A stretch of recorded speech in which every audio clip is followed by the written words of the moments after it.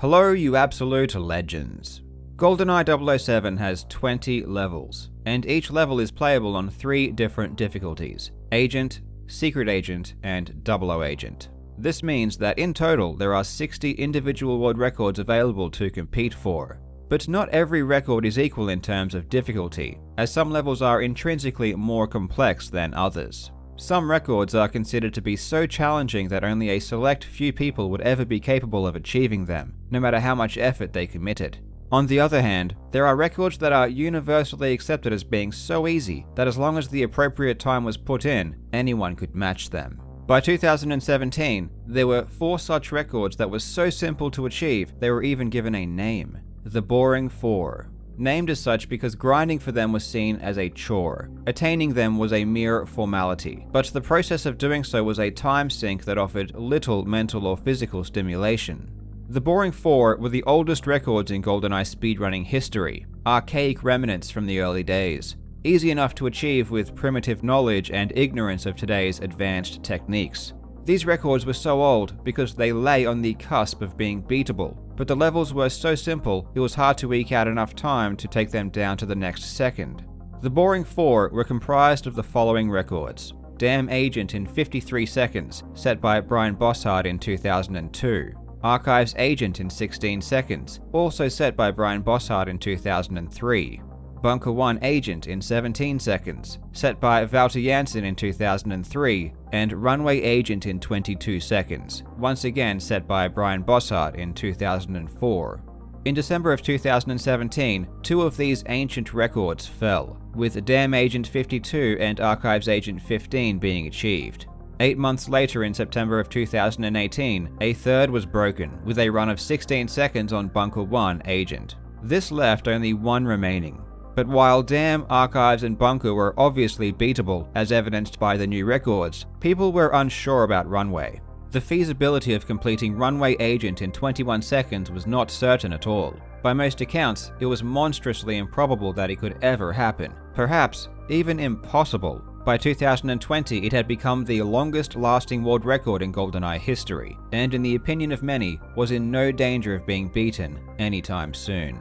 But shockingly, seemingly out of nowhere, relative unknown Eric Bergman stunned the community when he uploaded a video showing a run of 21 seconds on the 18th of February. This is one of the most groundbreaking records of all time, and in this video, we will take a look at how this monumental accomplishment happened.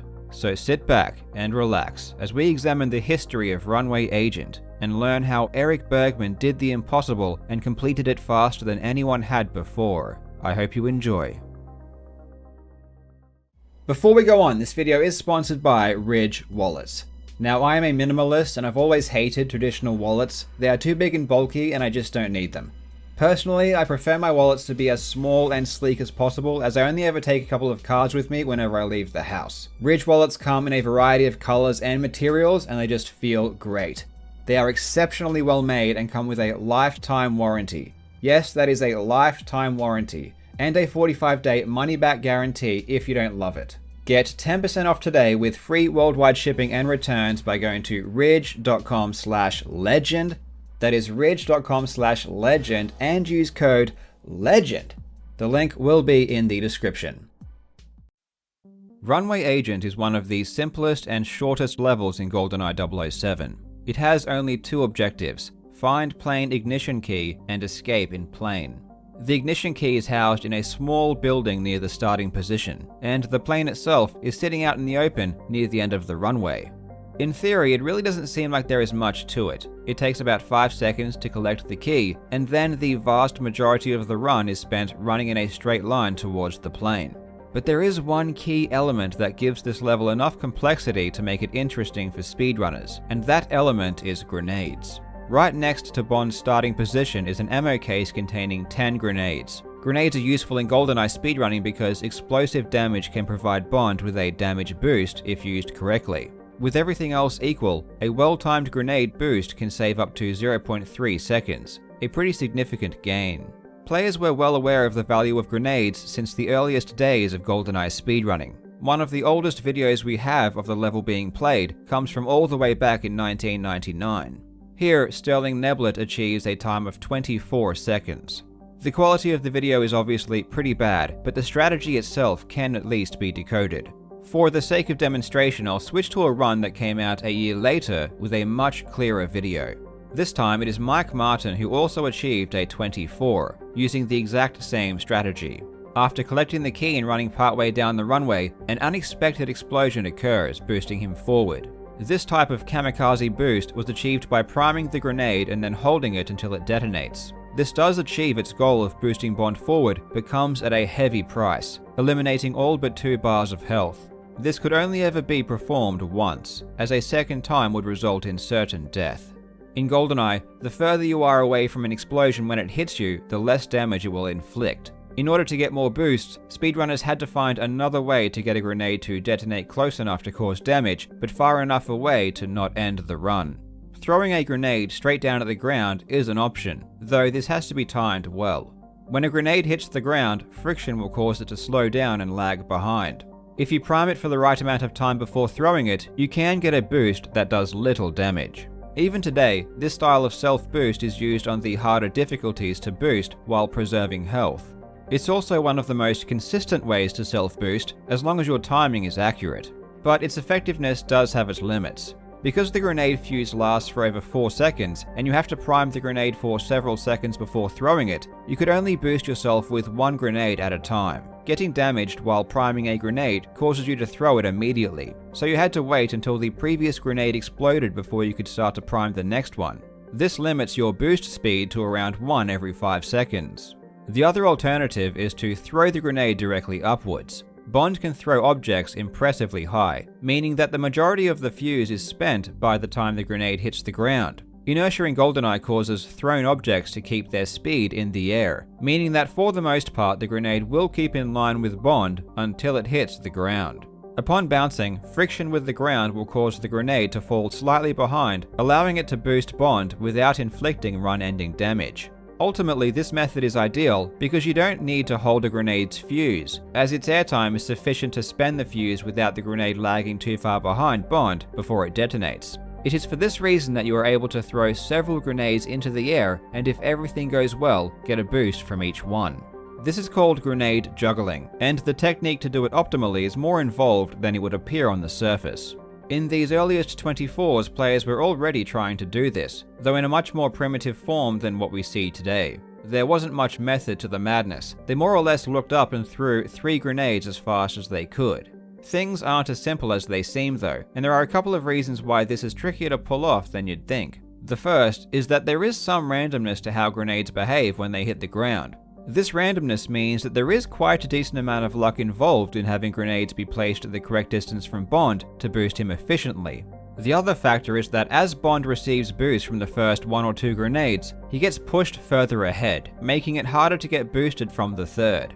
As the years went on, players found new ways to try and solve this problem, which we'll get to a bit later. In Mike and Sterling's early 24s, they received 2 total boosts from grenades. One from the initial grenade they held onto, and one from the grenade juggle. Mike also received a boost from a guard just before the plane, and while guards can definitely boost you, the odds of them doing so drop dramatically the more grenade boosts you get. It really isn't something you want to rely on. With 24 being set with only 2 boosts, it was far from optimized, and the general strategy was further optimized late in the year 2000, which gave way to 23 being achieved in December. The oldest video that exists of 23 was actually a run that I performed in February of 2001. I can only apologize for the quality, but again, at least the strategy can be made out. We were still using the suicide style of grenade boost, but now it was being performed much earlier. This gave time for 2 sets of grenade juggles as we ran down the runway, each juggle consisting of 2 throws. This made it relatively easy to get 4 to 5 boosts, which saved almost a full second over the previous runs. Some players were also attempting juggles of 3 throws as well. In theory, this might allow a total of 7 boosts, but the art of juggling hadn't been perfected, so getting more than 2 boosts from each set of throws was exceedingly rare. In early 2001, the very first boost was optimized. Instead of holding the grenade until it exploded, he threw it on the ground outside of the building housing the key. If you timed it well, you could barely make it past the grenade on your return, catching a boost.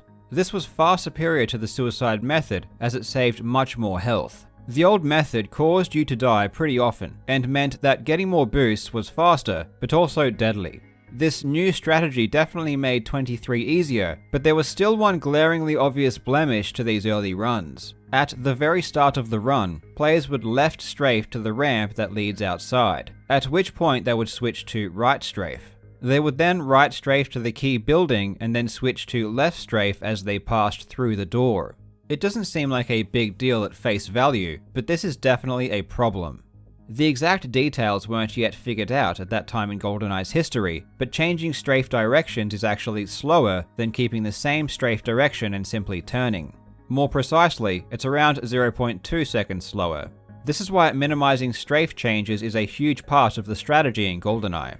Between the years of 2002 and 2004, there was one GoldenEye speedrunner that essentially ushered in a new age of movement optimization, and that was Brian Bosshart. Brian realized the existing movement for runway was imprecise, and set his sights on improving it. On the 9th of March 2004, Brian achieved this run.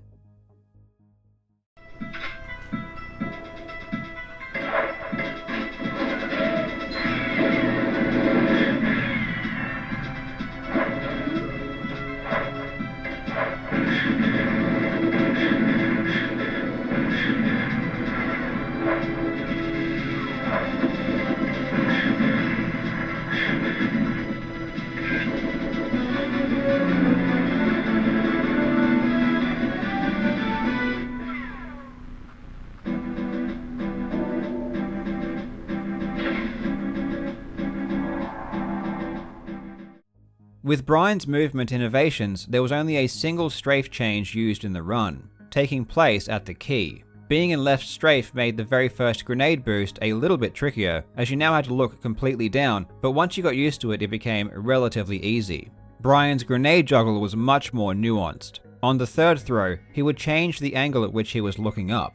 By looking down slightly, this gives the grenade more forwards momentum, which allows it to keep pace with Bond even after getting the first couple of boosts. Despite being the very first 22, Brian's run is still really good. In total, he received 7 boosts. 1 from the initial boost just after the key, 5 from grenade juggles, and it even had a boost from a guard, which is extremely rare. It took over 2 years before anyone would match the time, a testament to how strong it was. For many years it was considered a very tight time to achieve, often requiring 6 or 7 total boosts. But a discovery in 2010 would make things a lot easier. A runner by the name of Dartel237 discovered that you can save time by using the 2.4 control style. This control scheme uses 2 controllers instead of 1, and is notoriously difficult to use. It had already been known for many years that you can use the 2 controller schemes to shoot while the opening and ending cinemas were playing. But what was learned is that you can even build momentum as well. Usually it takes a few seconds for Bond to reach full speed from a standstill, but with the 2.4 control style, you can achieve full speed even before the level begins. In total, this would save just over 0.3 seconds. It doesn't seem like a huge amount of time, but in GoldenEye's simpler levels, this makes a massive difference. Runway Agent immediately went from a simple yet challenging record to one of GoldenEye's easiest. In 2012, Brian Bosshart even achieved 22 on Secret Agent. On this difficulty, you also need to destroy a missile battery. This added objective eliminates your opportunity for the second set of grenade juggles, and is also slightly out of the way.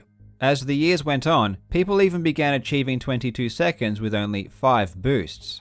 Given that we had already seen runs with 7 boosts, this made it seem as though one more boost, putting the total at 8, might be enough to secure a 21. One potential strategy that was conceived was a doubled boost outside of the key building.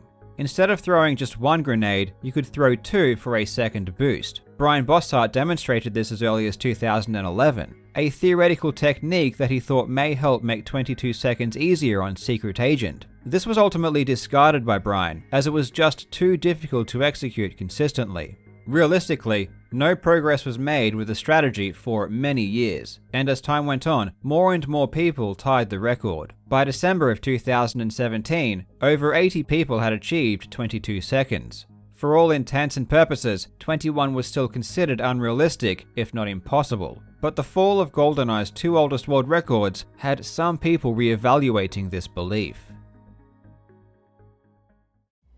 The Boring 4 were the oldest records in GoldenEye's history, remnants of an earlier, more primitive era. A lot had changed over the previous 1.5 decades, but because these levels were so simple, it was hard to find a way to improve them. The more complex a level is, the easier it is to find new ways to improve the existing strategy. This could either be through a new discovery or a fresh perspective, lighting the path to more optimized techniques.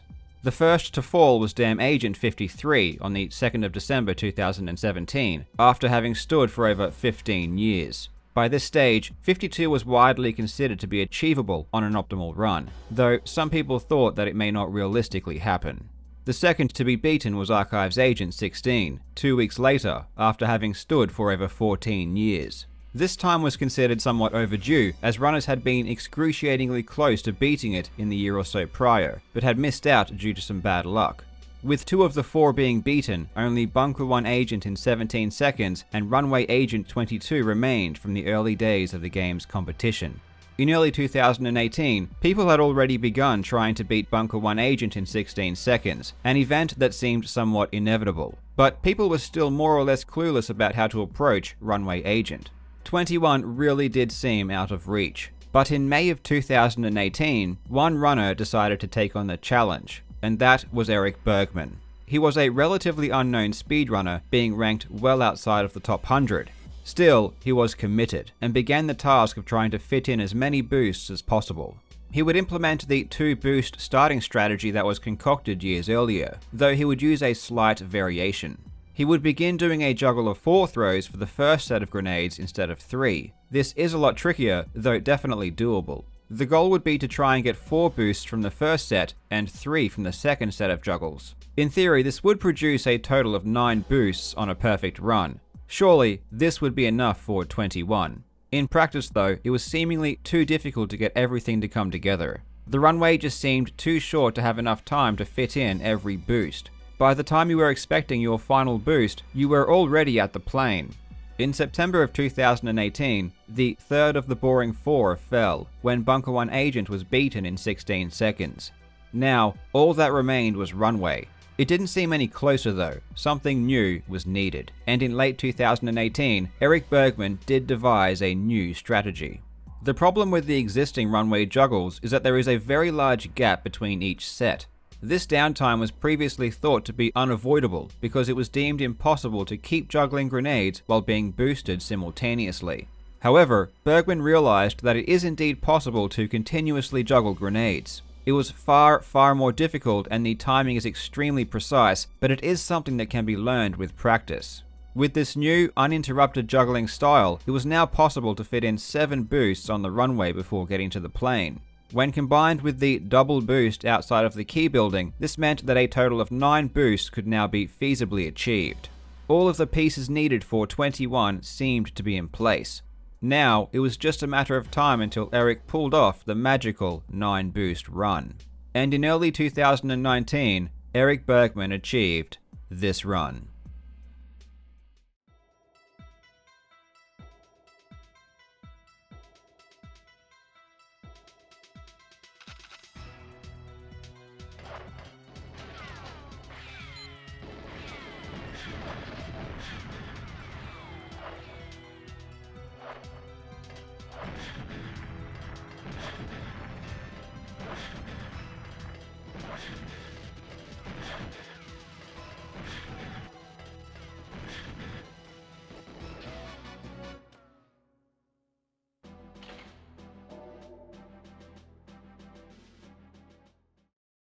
He had amassed a total of 9 boosts, but it was still 22. Despite the disappointment, he continued pushing forward and got even more runs with 9 boosts, and each time it wasn't enough for 21. This really didn't seem to make sense. If you can get 22 seconds with 5 boosts, surely 9 is enough for 21.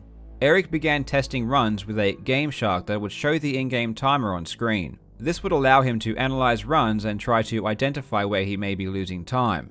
What he discovered was something shocking. He compared runs that used the double boost near the key with runs that only used a single boost. and interestingly, they were both the same speed. Whether it was because of the different line that you needed to take to get the second boost, or the extra lag the two explosions created, it didn't seem to produce a noticeable time gain. This meant that even though he had been getting 9 boosts, it may as well have been 8.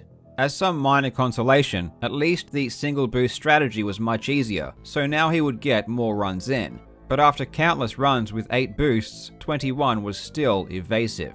It seemed as though there was no way this strategy could still be improved, but in February of 2020, another key was discovered. Bergman was sent a video from Rayan Isran, the current GoldenEye champion, showing a very interesting run. It was on Secret Agent. It contained only 4 boosts, but it was still a 22. This was extremely surprising, as 4 boosts shouldn't be quick enough to achieve a run of 22 seconds, especially on Secret Agent where you need to lose a few frames throwing in the grenade to destroy the missile battery. Obviously, there was something else we didn't yet understand about the level.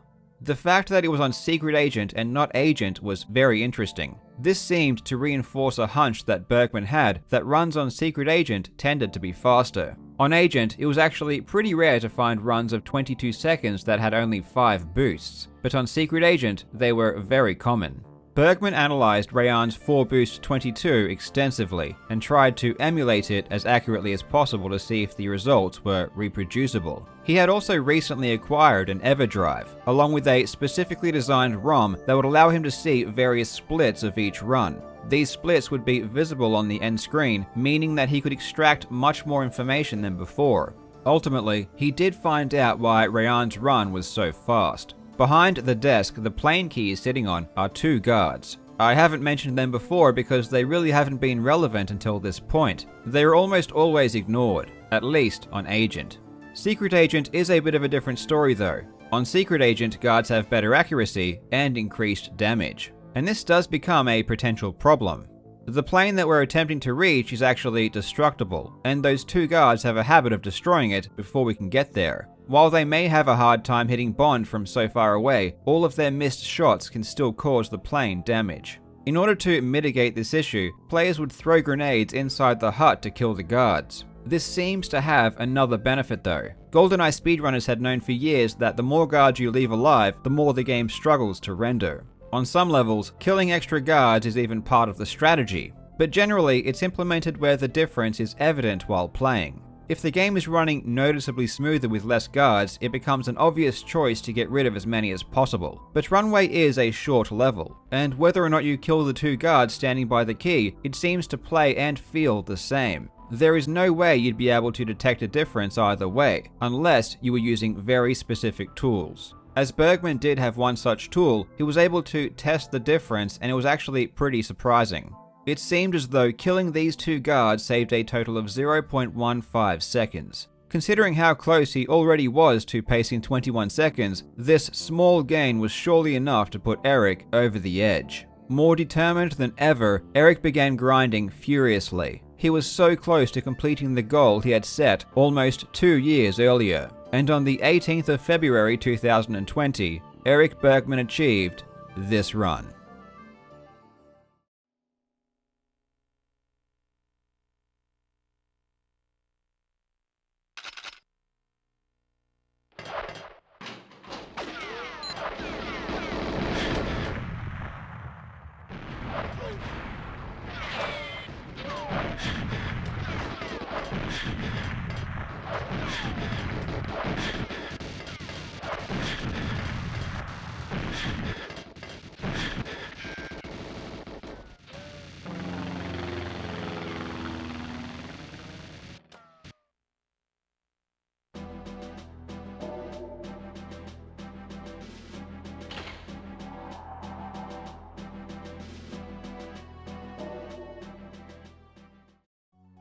Runway Agent in 21 seconds is a monumental achievement, and is something that I certainly didn't predict would happen for a very long time.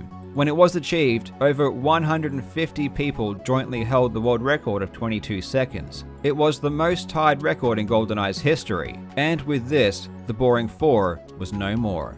It is honestly surreal that this record happened, and with all of the ancient records destroyed, we have now truly entered into a new era of optimized runs. Thank you so much for watching, you legends. I hope you are having a fantastic day, and I will see you in the next video.